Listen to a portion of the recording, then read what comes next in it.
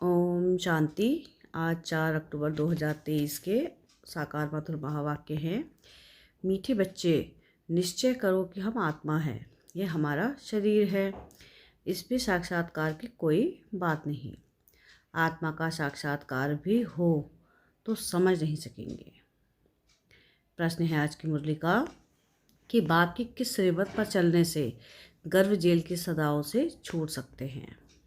क्या प्रश्न है आज का कि बाप की किस श्रीमत पर चलने से गर्भ जेल की सजाओं से छूट सकते हैं। उत्तर है इसका, बाप की श्रीमत है बच्चे नष्टो मोह बनो, एक बाप दूसरा न कोई, तुम सिर्फ मुझे याद करो और कोई भी पाप कर्म ना करो तो गर्भ जेल की सजाओं से छूट जाएंगे। यहाँ तुम जन्म जन्मांतर जेल वर्ड बनते आए, अब बाप आए हैं उन सजाओं से बचाने। सतयुग में गर्भ जेल होता नहीं। ओम शांति। रूहानी बाप रूहानी बच्चों को समझाते हैं आत्मा क्या है और उनका बाप परमात्मा कौन है। इसे फिर से समझाते हैं क्योंकि यह तो है पतित दुनिया। पतित हमेशा बेसमझ होते हैं, पावन दुनिया समझदार होती है। भारत पावन दुनिया अर्थात देवी देवताओं का राज्य था। इन लक्ष्मी नारायण का राज्य था। बड़े धनवान सुखी थे, परंतु भारतवासी इन बातों को समझते नहीं। बाप परमपिता अथवा रास्ता को ही नहीं जानते। मनुष्य ही जान सकते हैं, जानवर तो नहीं जानेंगे ना। यह भी याद भी करते हैं कि हे परमपिता परमात्मा, वह पारलौकिक फादर है। आत्मा याद करती है अपने परमपिता परमात्मा को। इस शरीर को जन्म देने वाले तो लौकिक फादर हैं और यह परमपिता परमात्मा है पारलौकिक फादर, आत्माओं का बाप। मनुष्य लक्ष्मी नारायण की पूजा करते हैं, समझते भी हैं यह सतयुग में थे और राम सीता त्रेता में थे। बाप आकर समझाते हैं बच्चे, तुम मुझ पारलौकिक बाप को जन्म जन्मांतर याद करते आए हो। गॉड फादर जो जरूर निराकार हुआ ना, हमारी आत्मा भी निराकार है ना, यहाँ आकर साकार बनी है।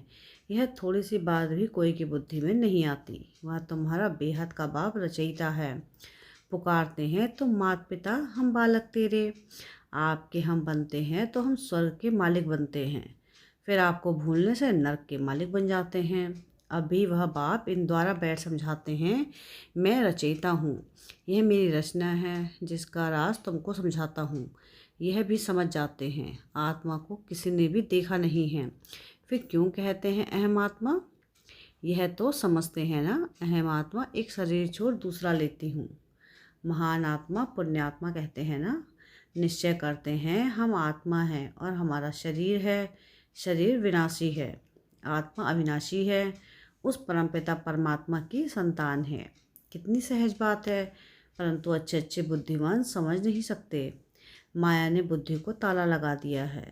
तुमको अपनी आत्मा का ही साक्षात्कार नहीं होता है। आत्मा ही अनेक जन्म लेती है ना, हर जन्म में बाप बदलता जाता है।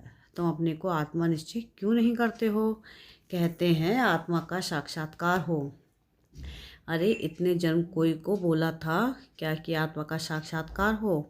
कोई कोई आत्मा का साक्षात्कार होता भी है, परंतु समझ नहीं सकते। बाप को तुम जानते नहीं।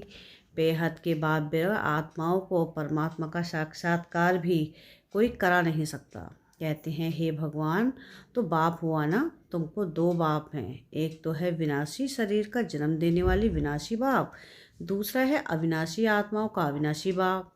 तुम गाते हो तुम मात पिता हम बालक तेरे, उनको याद करते हो तो जरूर वह आया होगा ना। जगत अम्बा और जगत पिता बैठे हैं, राजयोग सीख रहे हैं।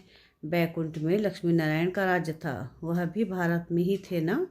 कह मनुष्य समझते हैं ऊपर कहाँ स्वर्ग होगा। अरे लक्ष्मी नारायण का यहाँ यादगार है, जरूर यहाँ ही राज्य किया होगा।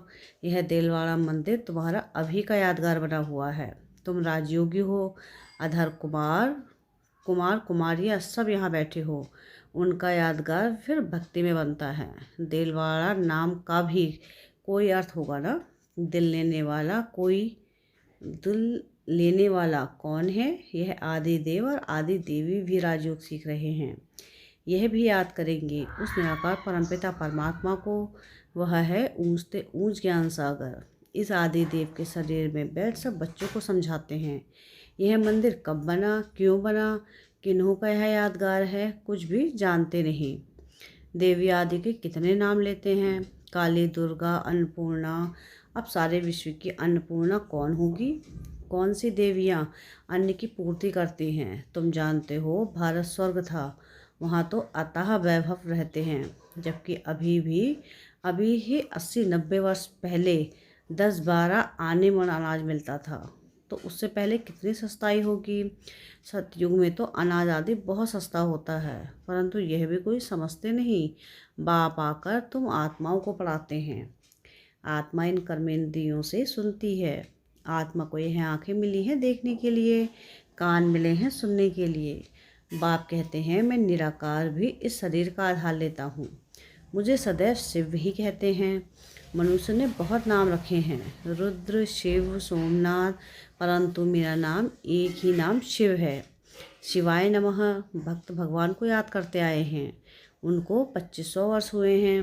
भक्ति मार्ग में पहले अव्यभिचारी भक्ति थी, अभी तो तुमने ठिक्कर भित्तर में डाल दिया है। अभी इस भक्ति का अंत है। सबको वापस ले जाने मैं आया हूँ।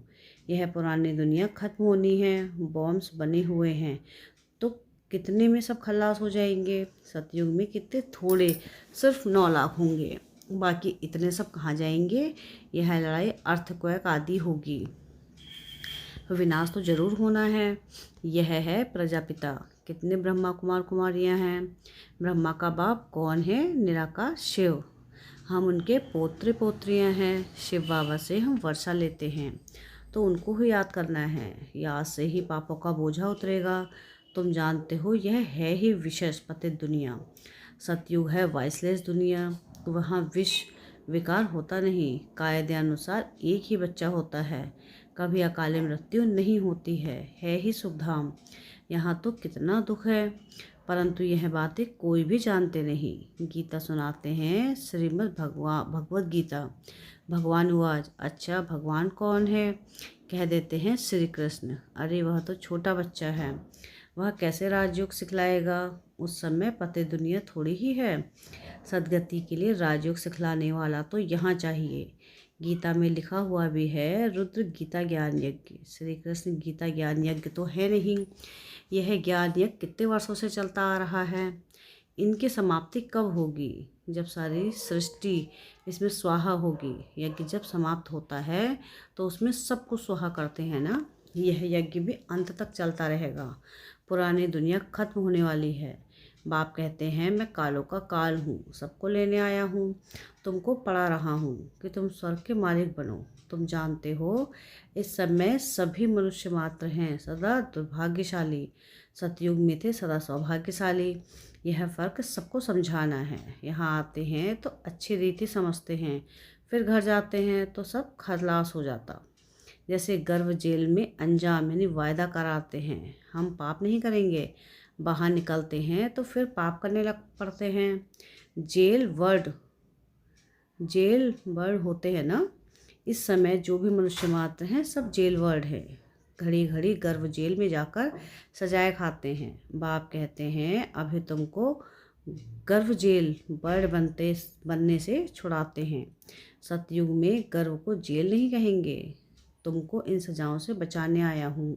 अब मुझे याद करो, कोई भी पाप नहीं करो, नष्टो मोह बनो। गाते हैं मेरा तो एक दूसरा न कोई। यह कोई श्री कृष्ण की बात नहीं है। श्री कृष्ण तो 84 जन्म ले अब आकर ब्रह्मा बना है, फिर वही श्री कृष्ण बनना है, इसलिए इस शरीर में ही प्रवेश किया है। यह बना बनाया ड्रामा है। अभी भगवान सूर्यवंशी चंद्रवंशी राजधानी स्थापन कर रहे हैं। तुम्हारी भविष्य के लिए प्रारब्ध बनाते हैं। अभी तुम पुरुषार्थ कर अनेक जन्मों की प्रारब्ध बना रहे हो बेहद के बाप द्वारा। जो बाप स्वर्ग का रचयिता है वह बातें समझने की हैं। यह बातें समझने की है। ड्रामा में हर एक एक्टर का अपना अपना पार्ट है। इसमें हम क्यों रोए पीटे, हम जीते जी एक बाप को याद करते हैं। इस शरीर की भी हमको परवाह नहीं है। यह पुराना शरीर छूटे और हम बाबा के पास जाएं। इस समय तुम भारत की कितनी सेवा करते हो। तुम्हारे ही नाम गाए हुए हैं, अन्नपूर्णा, दुर्गा, काली आदि आदि। बाकी काली कोई ऐसी भयानक शक्ल वाली या गणेश सूंड वाला थोड़ी ही होता है। मनुष्य तो मनुष्य ही होते हैं। अब बाप समझाते हैं, मैं तुम बच्चों को इन लक्ष्मी नारायण जैसा बना रहा हूँ। तुम निश्चय करो, हम बाबा से वर्षा ले रहे हैं, फिर भविष्य में जाकर प्रिंस प्रिंसेस बनेंगे। बाप जो स्वर्ग का रचयिता है उनको कोई भी नहीं जानते। जगदम्बा को भी भूल गए हैं, जिसका मंदिर बना हुआ है। अभी वह चैतन्य में बैठे हैं। कलयुग के बाद फिर सतयुग होना है। विनाश के लिए मनुष्य पूछते हैं, अरे पहले तुम पढ़कर होशियार तो हो जाओ। महाभारत लड़ाई तो बरोबर हुई थी, जिसके बाद ही स्वर्ग के द्वार खुले थे। तो अब इन माताओं द्वारा स्वर्ग के द्वार खुल रहे हैं। वंदे मातरम गाते हैं ना, पावन की ही वंदना की जाती है। माताएं दो प्रकार की हैं, एक है जिस्मानी सोशल वर्कर, दूसरा है रूहानी सोशल वर्कर। तुम्हारी है यह रूहानी यात्रा। तुम जानते हो हम यह शरीर छोड़ वापस आने वाले हैं। भगवानुवाच मन मना भव। मुझे अपने बाप को याद करो, मुझे अपने बाप को याद करो। श्री कृष्ण बच्चा तो ऐसे नहीं कहेगा ना, उनको तो अपना बाप है। मन मना भाव का अर्थ कोई भी नहीं जानते। यह तो बाप कहते हैं कि मुझे याद करो तो विकर्म विनाश होंगे और उड़ने के पंख मिल जाएंगे। अभी तुम पत्थर बुद्धि से पारस बुद्धि बनते हो। रास्ता बाप तो सबका एक ही है। आदि देव और आदि देवी के मंदिर भी हैं। तुम बच्चे यहाँ राजयोग सीख रहे हो। यह ही यहाँ ही तुमने तपस्या की थी। तुम्हारा यादगार सामने खड़ा है। लक्ष्मी नारायण आदि जो राजाई कैसे मिली, उनका यह मंदिर है। तुम हो राजऋषि। राजाई प्राप्त करने व भारत का फिर से राज्य भाग पाने के लिए तुम पुरुषार्थ कर रहे हो। तुम भारत में स्वर्ग की राजाई स्थापन करते हो। अपने तन मन धन से सेवा करके बाप के श्रीमत द्वारा तुम पतित रावण राज्य से सबको लिबरेट करते हो। बाप है लिबरेटर, दुख हरता सुख करता। तुम्हारे दुख हरने के लिए पुरानी दुनिया का विनाश कराते हैं। तुमको दुश्मन पर विजय पहनाते हैं तो तुम माया जीत जगत जीत बनेंगे। तुम कल्प कल्प राज्य लेते हो और फिर गंवाते हो। यह है रुद्र शिव ज्ञान का यज्ञ, जिससे यह विनाश ज्वाला निकली है। वह सब विनाश हो जाएंगे और तुम सदा सुखी बन जाएंगे। दुख शुरू होता है द्वापर से। बाप कहते हैं, मैं आकर नरकवासियों को स्वर्गवासी बनाता हूँ। कलयुग से वैश्यालय, सतयुग से शिवालय। तुम बेहद के बाप से स्वर्ग के मालिक बनते हो, तो यह खुशी का पारा चढ़ना चाहिए ना। अच्छा, मीठे मीठे से गिरधे बच्चों प्रति माता पिता बाप दादा का याद प्यार और गुड मॉर्निंग। रूहानी बाप की रूहानी बच्चों को नमस्ते। हम रूहानी बच्चों की रूहानी बाप दादा को याद प्यार गुड मॉर्निंग और नमस्ते। शुक्रिया प्यारे बाबा, शुक्रिया। धारणा के लिए मुख्य सार है। सार की पहली पॉइंट है कि जीते जी बाप को याद कर वर्षे का अधिकार लेना है। किसी भी बात की परवाह नहीं करनी है। सेकंड पॉइंट है कि श्रीमत पर अपने तन मन धन से भारत को स्वर्ग बनाने की सेवा करनी है और सबको रावण से लिबरेट होने की युक्ति बतानी है। वरदान है आज की मुरली का कि योग ज्वाला द्वारा विश्व के किचड़े को भस्म करने वाले विश्व परिवर्तक भव। क्या है वरदान आज का? योग ज्वाला द्वारा विश्व के किचड़े को भस्म करने वाले विश्व परिवर्तक भव। योग ज्वाला अर्थात श्रेष्ठ संकल्पों की शक्ति व लगन के अग्नि द्वारा ही पवित्रता रूपी किचड़े को भस्म कर सकते हो। जैसे देवियों के यादगार में दिखाते हैं कि ज्वाला से आसुरी शक्तियों को खत्म कर दिया। यह यादगार अभी का है, तो पहले ज्वाला रूप बन आसुरी संस्कार स्वभाव सब कुछ भस्म कर संपूर्ण पावन बनो। तब योग और पवित्रता की ज्वाला से विश्व के किचड़े को भस्म कर विश्व परिवर्तन के निमित्त बनेंगे। स्लोगन है आज का कि आज्ञाकारी वह है जो मनमत परमत से मुक्त रहे, सदा श्रीमत पर चलता है। क्या है स्लोगन आज का? कि आज्ञाकारी वह है जो मनमत परमत से मुक्त रहे, सदा श्रीमत पर चलता है। अच्छा, ओम शांति।